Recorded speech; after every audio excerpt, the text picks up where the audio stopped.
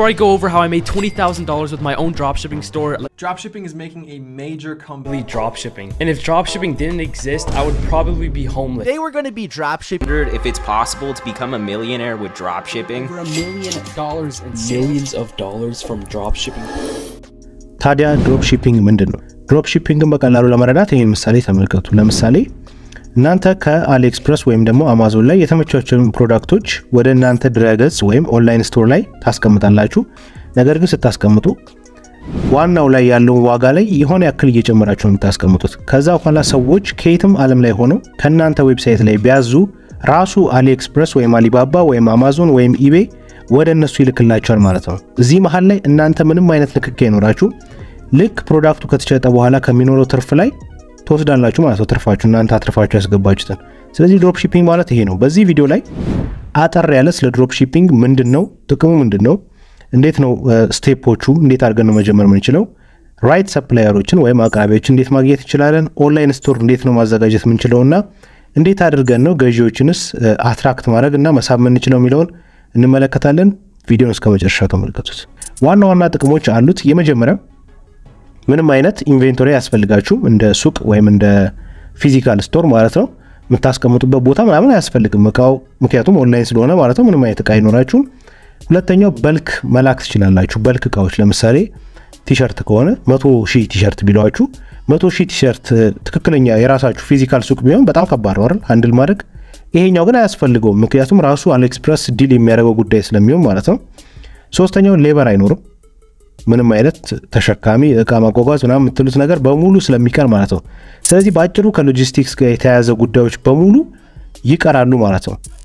የመጨረሻው ጥቅም ደግሞ ኢንተርፕረነሪያል ወይም ለስሞል ቢዝነሶች ወሳኝ ነገር ነው። በመጀመሪያ ቪዲዮ ላይ እንዳያችሁት ውጭ ሀገር ላይ በጣም ብዙ ሰዎች ደጋግመው እየሰሩት ያለ ነገር ነው። በጣም አዋጭ ነገር ነው። ኢኮሜርስ ስትሉ ውጭ ሀገር ላይ ኮምፕሊትሊ ሰው የሚያስበው ይሄንን ነው። እኛ ሀገር ድሮፕ ሺፒንግ ነው እያሉ አንዳንድ ሰዎች ለምሳሌ ከመርካቶ 1200 ተቀብለው 2000 ይሸጣሉ ቦሌ ላይ ምናምን፣ ወይም ወደ ክፍለ ሀገር እንልካለን ብለው ከመርካቶ 1000 ተቀብለው ወደ ደሴ ወይም ሐዋሳ ምናምን 4000 5000 ይሸጣል። ዛስ ጉድ። ግን ራሳቸው ይዘውት መሄዱ ከሆነ ድሮፕ ሺፒንግ አይደለም።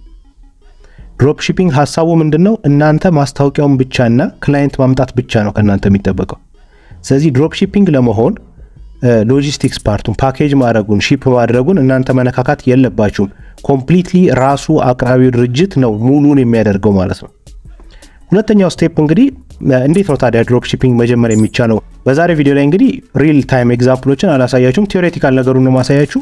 እናንተ በደንብ ማወቅ ከፈለጋችሁ ኮሜንት ሴክሽን ላይ አሳውቁኝ። ሙሉ እንዴት እንደሚሰራ በትክክል ፕራክቲካል ነገሩን እያንዳንዱን ሙሉ ኮርስ ላዘጋጅላችሁ እችላለሁ። ከኢትዮጵያ ሆናችሁ ወደ ኢትዮጵያ ማምጣት ሳይሆን ወደ አሜሪካ ወደ አውሮፓ እንዴት መሸጥ እንደምትችሉ አሳያችኋለሁ። ስለዚህ እንዴት ነው ስቴፖች? የመጀመሪያው ስቴፕ ምንድነው? ኒች ወይም ካቴጎሪ መምረጥ ነው። ለምሳሌ ፋርማሲ ሲባል ምንድነው የምትጠብቁት? ፋርማሲ ውስጥ ኬክ አትጠይቁም። አገብታችሁ ኬክ አለው አትሉማ፣ ወይም ፋርማሲ ውስጥ ናይክ አለ እንዲሆነው አትሉም። ፋርማሲ ውስጥ ያው መድኃኒት ነው የሚኖረው። ስለዚህ የሆነ ካቴጎሪ ያስፈልጋችኋል። ኦንላይን ስቶር ይሁን እንጂ ሁሉም አይነት ነገር መደበላለቅ የለበትም።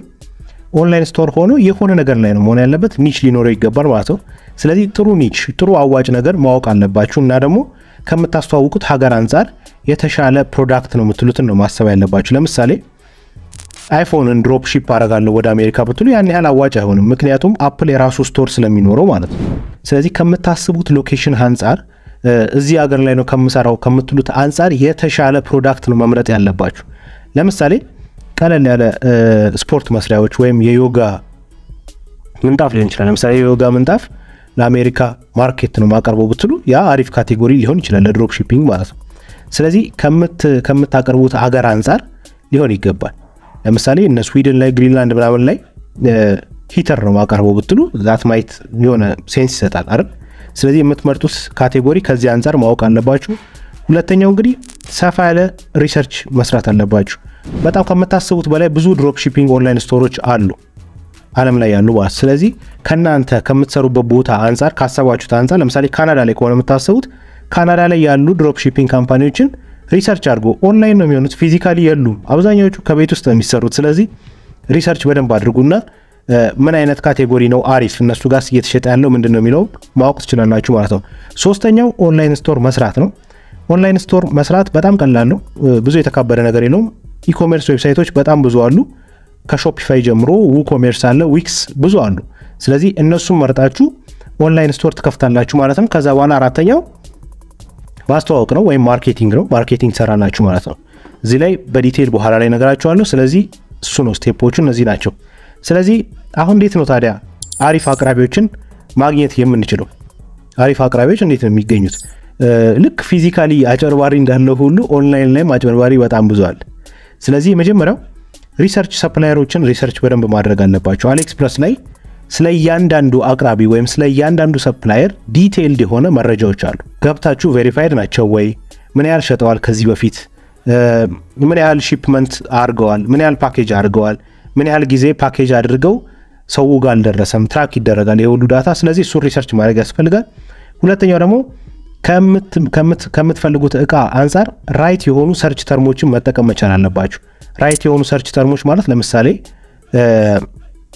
ድምራችሁ አይፎን ብትሉ ልክ አይሆን አይፎን ምን አይፎን 11 ነው አይፎን 12 ነው አይፎን 12 ፕሮ ማክስ ነው 256 ጂቢ ያለው ነው 126 123 ምናምን ይሄ ዲቴይሎቹን በደንብ ራይት ሰርች ተርሞችን መጠቀም አለባችሁ ሶስተኛው ሳምፕሎችን መግዛት ነው ሳምፕሎችን እዚሁ ገዝታችሁ ማየት ትችላላችሁ ለምሳሌ ኤርፖድ ከሆነ የምትሸጡት ኤርፖድ 3 ከሆነ አሁን ኦንላይን ስቶራችሁ ላይ የምትሸጡት እዚሁ አንድ ኤርፖድ አይታችሁ ሳምፕሎቹን ቼክ ማድረግ ትችላላችሁ ኦኬ እንደዚህ አይነት ስራ አለ ኦኬ እንደዚህ አይነት ስራ አለ የበለጠ እንድታስተዋውቁ ይረዳችኋል አራተኛው ሺፒንግ ታይም ነው ይሄ በጣም ወሳኝ ነው ሺፒንግ ታይማቸው ማወቅ አለባችሁ አሊኤክስፕረስ ላይ በቀጣይ ቪዲዮዎች ላይ ያሳያችኋለሁ አንድ እቃ አዝዣለሁ ወደ ኢትዮጵያ ማለት ነው እና ሺፒንግ ታይማቸው በጣም ረጅም ነው አዝግናቸው እስከ 2 ወር ከምናምን ይፈጃሉ ስለዚህ ሺፒንግ ታይማቸው ማወቅ አለባችሁ ያአቅራቢዎቻችሁን ማለት ነው በጣም የሚቆይ ሺፒንግ ታይም አትፈልጉ የምትፈልጉት ሞስት ፕሮባብሊ ቀለል ያለና በአንድ ጊዜ ውስጥ ሊደርስ የሚችል ሺፒንግ ታይም ሊኖራቸው ይገባል ልክ ትእዛዝ ሲቀበሉ ማለት ነው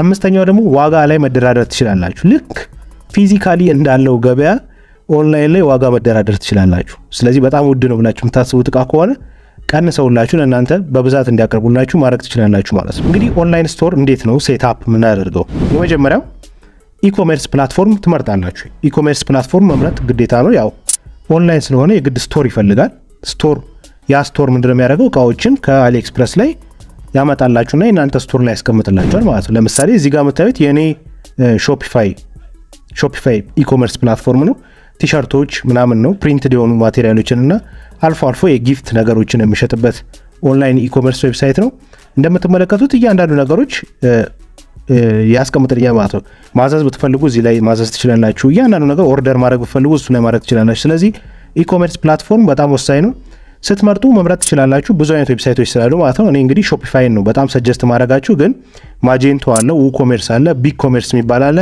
ዊክስ አለ ወርድፕሬስን መጠቀም ትችላላችሁ በጣም ብዙ አሉ ነፃም ይሆኑ አሉ በክፍያም ይሆኑ አሉ ማለት ነው አብዛኞቹ አሁን ላይ የማስታወቂያ ነፃ ስለሆኑ አንድ ወር ቢያንስ እስከ 3 ወር ከአንድ ወር እስከ 3 ወር ያለው አብዛኛው ጊዜ ነፃ ነው እናንተ መጠቀም ትችላላችሁ ማለት ነው ሁለተኛው ዲዛይን ዩር ዌብሳይት ነው ዌብሳይታችሁን በደንብ አድርጋችሁ ቆንጆ አድርጋችሁ ዲዛይን ማድረግ አለባችሁ ያን ያህል ኮዲንግ አይፈልግም አየር ላይ ነካነካ የምታደርጉት ነገር ነው እንደምትመለከቱት ይሄ ዌብሳይት ምንም እኔ በኮዲንግ አይደለም የሚሰራው ኮዲንግ አልፎ አልፎ የተጠቀምኩባቸው ቦታዎች አሉ ፔመንት ምናምን ለመጠቀም ከዛ ውጪ ግን ያለው በሙሉ ዲዛይኑ ከዛው ላይ ነው የምትጠቀሙት እዛው ላይ መስራት ትችላላችሁ ማለት ሶስተኛው ያው ፕሮዳክቶችን መርጣችሁ ቅድም በነገርኳችሁ መሰረት ከአሊኤክስፕረስ ላይ ወይም ከአሊባባ ላይ ወይም ከየትኛው ከአማዞን ላይ መሆን ይችላል ወደ ፕሮዳክቶች ወደ ዌብሳይታችሁ ታስገባላችሁ ማለት ነው ስቶራችሁ ላይ ፕሮዳክቶችን ታስገባላችሁ ማለት ነው ስለዚህ ኦንላይን ስቶሩን በዚህ መልክ ከሰራችሁ በኋላ ቀጣዩ ስቴፕ እንግዲህ እንዴት ነው ታዲያ ክላይንቶችን አትራክት ማድረግ የምትችሉትና ሽያጮችን መፍጠር የምትችሉት የሚለው ነው እሱ ላይ ሁለት ነገሮችን ነው የምትጠቀሙት አንደኛው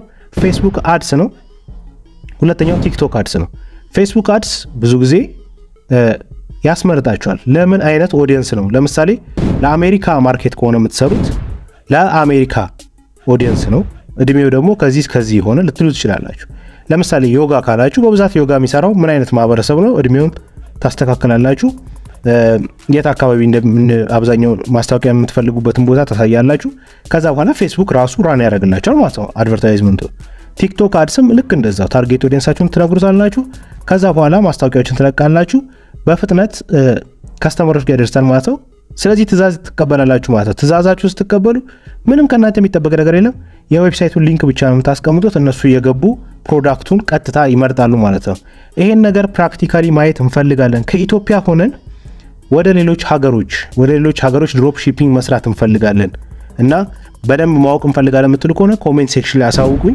እንዲሁም ደግሞ ይሄን ቪዲዮ ላይክ አድርጉት ከወደዳችሁት ጥያቄም ካላችሁ ኮሜንት ሴክሽን ላይ አሳውቁኝ እንግዲህ ስለ ቲክቶክ አድስ እና ስለ ፌስቡክ ይሄን ያልካወራን ከኢትዮጵያ ሆናችሁ በቲክቶክ እንዴት ነው ገንዘብ መስራት እንደምትችሉ የሚያሳይ ቪዲዮ እዚህ ጋር አለላችሁ እዛ እንገናኝ